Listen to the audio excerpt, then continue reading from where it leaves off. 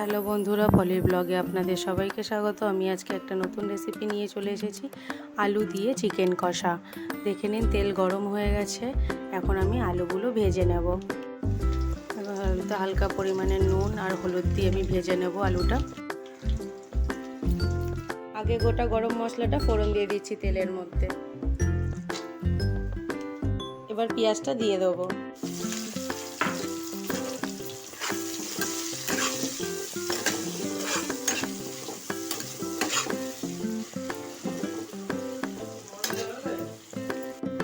দেখো বন্ধুরা, পেঁয়াজটা হালকা করে ভাজা হয়ে গেছে। এবার আমি মাংসটা দিয়ে দেবো। নুন হলুদ দিয়ে ম্যারিনেট করা মাংসটা আমি এখন দিয়ে দেবো।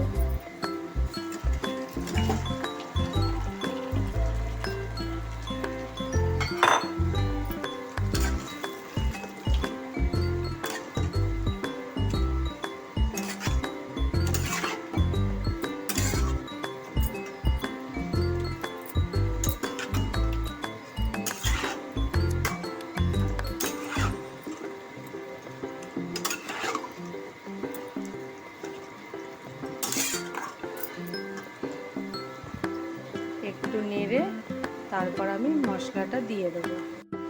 দেখো, মাংসটা আমি একটু নেড়ে নিয়েছি। এখন আমি মশলাটা দিয়ে দেবো। যেহেতু আমি এটা কাঁচা লঙ্কা দিয়ে বানাবো, তাই আমি কাঁচা লঙ্কা, রসুন, আদা আমি পেস্ট করে রেখে দিয়েছি। একটু হলুদ দিয়ে দেবো। দেখো বন্ধুরা, আমার মাংস কষা হয়ে গেছে। আমি ভাজা আলুটা দিয়ে দেবো। ভাজা আলুটা দিয়ে দিলাম। ভাজা আলুটা দিয়ে ভালো করে নেড়ে জল দিয়ে দেবো। ভালো করে নেড়ে নিয়েছি, এবার জল দিয়ে দিলাম।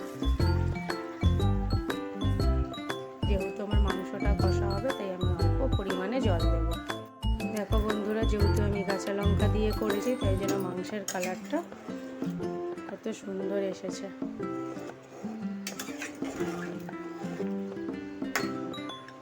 এবার এটাকে আমি ঢেকে দেব।